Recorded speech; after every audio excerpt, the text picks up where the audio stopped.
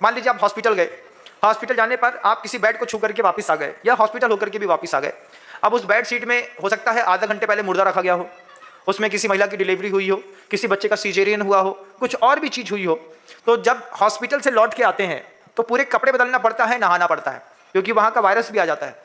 ये बात व्यावसायिक प्रतिष्ठानों पर भी होती है। किराने की दुकान में काम करने वाले जो लोग होते हैं वे चौके में प्रवेश नहीं करते, चौके के बाहर उनके भोजन की व्यवस्था होती है। मैंने अपने घर में इस बात को बहुत अच्छे से महसूस किया है, देखा भी है। दुकान से आए 6 घंटे की मेहनत करने के बाद तो सबसे पहले कपड़े उतार करके बाहर रख दो, वॉशरूम में जाकर के हाथ पैर धो लो, फिर थोड़ा सा चेंज करके और बाहर बैठ जाओ। माँ अंदर से भोजन ला करके डाइनिंग पर रख देती थी, आप ये खा लीजिए। बाहर से आए पुरुष को, बच्चों को सीधे पूड़ी पराठा के डिब्बे को छूने की परमिशन नहीं रहती थी। कहाँ से कैसे हाथ धो करके आए हैं और जाकर के मान लीजिए आटे का डिब्बा छू लिया, घी का डिब्बा छू लिया, तो फिर माँ उसका प्रयोग नहीं करती थी। ये बात घर में देखता था, इस बात को आपको फिर से इंप्लीमेंट करना चाहिए।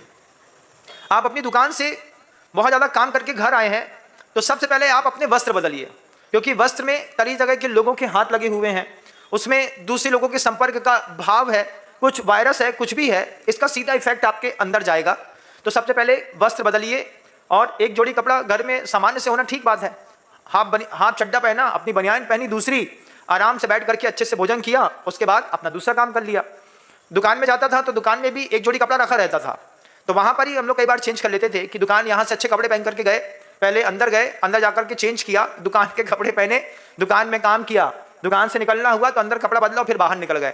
कई बार ऐसा भी करते थे।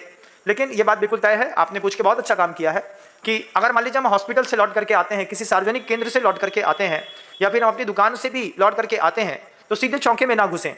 चौके में बनी हुई पक्की रसोई को बाहर का आदमी कोई भी हाथ ना लगाए। इससे आपके घर की शुद्धता, पवित्रता बनी रहती है और निर्दोष भोजन आप सबको उपलब्ध होता है।